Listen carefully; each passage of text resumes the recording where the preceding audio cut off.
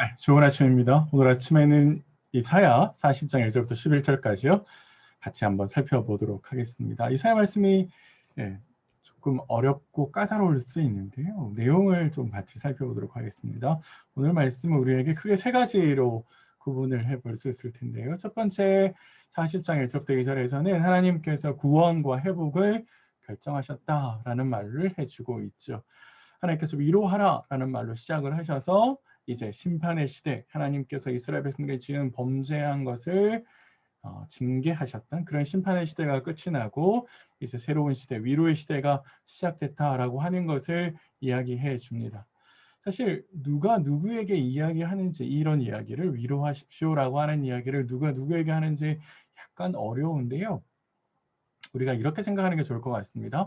하나님께서 하늘 어선회의에서 이사야 6장에 하나님께서 이스라엘 백성들의 멸망을 결정하셨을 때도 바로 이 하늘 어선회의에서 하셨는데, 회복을 결정하는 그 시간에도 하나님은 하늘 어선회의에서 하나님과 함께 있는 신적인 존재들에게 이다의 구원과 회복을 결정하셨다라고 볼 수 있습니다. 그래서 하나님께서 끊어진 이스라엘 백성들과의 관계를 회복하시고, 그래서 그 백성을 내 백성이라고 부르고 있습니다. 그래서 오늘 본문 1절과 2절에는 하나님께서 이제 심판의 시대가 끝났고 구원과 회복을 결정하셨다라고 하는 이야기를 하면서, 이제 좀 더 이어서 이제 떠나셨던 하나님께서 오시고 계신다라고 하는 것, 그것이 어떤 의미냐라고 하는 것을 40장 3절부터 8절에 묘사되어 있습니다. 3절부터 5절에는 먼저 하나님께서 오시는 장면을 묘사하고 있는데, 이거는 마치 고대 근동에서 왕이 전쟁에 나갔다가 승리를 하고 돌아온 모습을 배경으로 하고 있습니다. 그래서 왕의 대로라고 하는 길을 하나님께서 오시는 것인데, 바로 하나님께서 그 오심을 예비하라라고 이야기하고 있고요. 그런 표현들 가운데에서는 승리한 하나님께서 이스라엘 백성들에 다가오시는, 그래서 하나님의 신현, 하나님이 오셨을 때 반응하는 모습들, 창조세계가 반응하는 모습들을 약간 변형해서, 특별히 4절 말씀이 그렇습니다. 약간 변형해서 보여주고 있죠. 자, 그런데 하나님께서 승리하고 오셨다라고 말씀을 드렸는데, 그럼 과연 누구에게 승리할 것인가? 그것은 그 다음에 6절부터 8절에 풀과 꽃의 비유를 통해서 하나님께서 말씀해 주고 계십니다. 하나님께서 인간, 육체와 하나님의 말씀을 대조해서 이야기하시는데, 특별히 모든 육체를 풀과 꽃에 비유하시는 것은 일반적인 의미에서 하나님 앞에서 인간이 가지고 있는, 인간이란 존재 자체가 가지고 있는 연약함을 표현한 것일 수도 있고요. 더 나아가서 현재 바벨론에게 포로로 잡혀있는 백성들이, 그래서 이 바벨론이라고 하는 거대한 제국은 결코 멸망하지 않을 거다, 영원할 거다라고 하는 생각을 가질 수 있는데, 하나님은 오히려 그들이 영원하지 않을 거다. 그들 역시 인간, 육체이고 그래서 풀과 같고 꽃과 같을 것이다. 하나님께서 입김을 불어넣으시면 바로 그들은 꽃과 같이 말라버릴 거다라는 말씀을 해주고 계시죠. 그래서 하나님께서 승리하고 오시는 것은 곧 바벨론 제국에 대해서, 바벨론에 섬기는 모르둑이라고 하는 신에 대해서 하나님께 승리하고 오시는 거다라고 하는 것이고요. 더 나아가서 그런 인간은 연약하겠지만 하나님의 말씀은 영원할 거다라고 말씀을 하십니다. 지금 하나님께서 이스라엘 백성들에게 구원을 결정하셨다라고 말씀하고 계시고, 그리고 하나님께서 바벨론 제국을 멸망시키시고 유다 백성들을 구원해 주시겠다라고 하시는 하나님의 이 말씀은 거짓말이 아니라, 믿지 못할 말이 아니라 실제적으로 사실이다, 확신이 될 거다, 사실이 될 거다라고 하는 이야기를 해주시는 것이죠. 그래서 하나님의 말씀은 창조적인 능력이 있습니다. 현실과 되지 않을 것 같은 그 말씀이 바로 현실이 되는 것이고, 그리고 그것에 실천적인 능력이 있다라고 하는 것을 하나님께서 우리에게 보여주고 계신 것이죠. 마지막으로, 그래서 하나님께서 오셔서 이제 어떻게 뭘 하실 거냐라고 하셨을 때 9절부터 11절에는 하나님께서 이스라엘 백성들을 통치하시고 보호하실 겁니다 라는 이야기를 해주고 계십니다. 폐허가 됐던, 사람이 살기 어려워진 예루살렘에 하나님께서 돌아오시고, 돌아오실 뿐만 아니라 왕으로서, 사실 왕의 역할은 백성들을 지키고 보호하는 것이죠. 그 누구의 인도도 받지 못했던 이스라엘 백성들에게 돌아오셔서 왕으로 통치하시고, 왕으로 통치하실 뿐만 아니라 백성의 목자가 되겠다라고 이야기하십니다. 사실 고대 근동에 있어서 왕을 나타내는 묘사하는 때 쓰는 단어가 바로 목자라는 단어입니다. 그래서 하나님께서 이스라엘 백성들을 보호하시고 안내하시겠다라고 이야기를 하시죠. 더 이상 방황하지 않고 더 이상 길을 잃어버린 어린 양과 같이 유리하지 않고 하나님께서 직접 목자가 되셔서 이스라엘 백성들을 위로하고 평안을 누리게 할 것이다 라고 이야기를 합니다.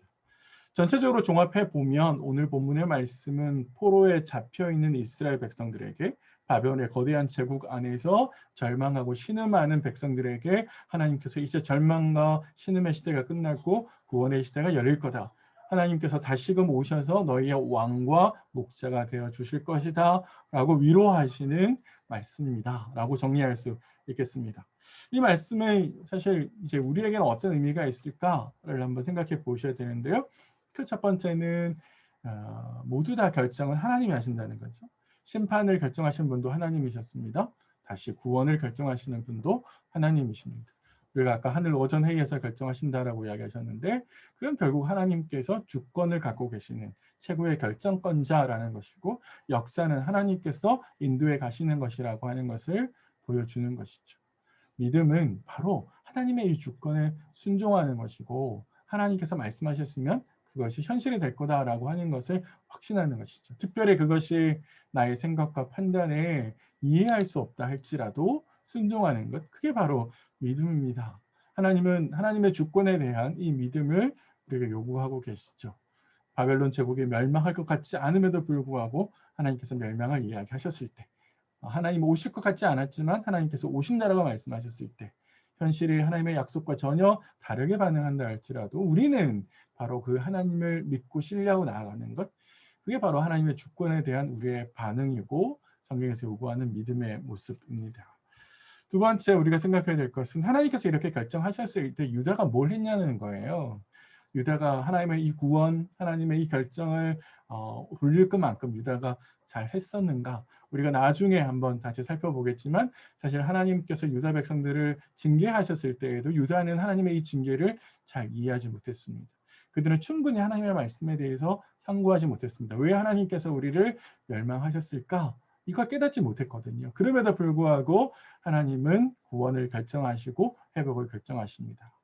사실 이것은 하나님의 일방적인 은혜라고 하는 것이죠. 믿음은 사실 자격이 없는 우리에게 하나님께서 주시는 이 은혜에 깊이 감사하는 것이죠. 그래서 역으로 내가 하나님 앞에서 결코 이 은혜를 받을 수 있는 자격이 없다라고 하는 겸손함의 표현이기도 합니다.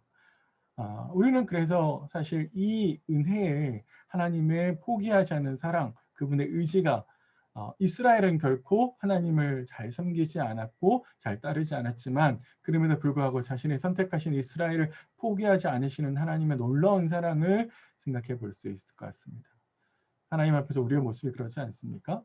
사실 우리가 하나님을 충분히 깊이 그분이 우리에게 주시는 은혜에 반응해서 잘 감사하며 섬기지 못하는데 그럼에도 불구하고 여전히 포기하지 않으시고 끊지 않으시고 이 관계를 유지해서 내 백성으로 만들고자 하시는 하나님의 의지의 발현이 바로 사랑이라고 하는 것이죠.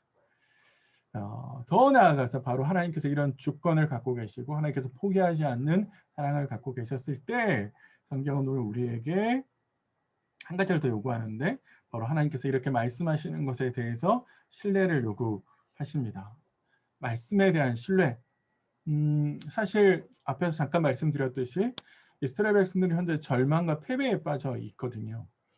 하나님께서 이스라엘 백성들이 유다 백성들이 바벨론과 전쟁을 했을 때 패하셨단 말이에요. 그래서 이스라엘 백성들은 잡혀갔습니다. 우리의 하나님이 이렇게 힘이 약하셨나? 바벨론 성계는 마르둑이라고 하는 신이 더 강한가? 그래서 절망하고 패배에 빠져 있는 유다 백성들에게 하나님은 사실 하나님께서 이 모든 것을 결정하셨다는 거죠. 힘이 없어서 진 것이 아니라 하나님께서 결정하셨기 때문에 이 모든 일이 일어나고 다시 하나님께서 결정하셨기 때문에 유다의 회복과 구원이 일어날 거다. 그러니까 하나님의 말씀에 대해서 여러분 신뢰하십시오. 그 신뢰를 요청하는 것입니다.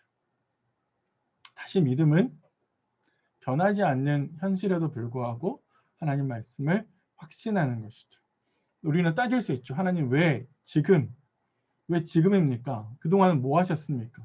라고 우리는 따질 수 있지만 사실 그렇게 우리의 사변적인 질문이 우리의 믿음을 대변하는 것이 아니라 나의 판단과 나의 기준에 들어맞지 않는다 할지라도 하나님의 때, 그분의 방식으로 하나님께서 모든 것을 이루어 가신다는 것을 확신하는 것, 그게 바로 하나님을 향한, 말씀을 향한 우리가 보여야 될 신뢰의 태도다라고 볼 수 있을 것처럼 보입니다.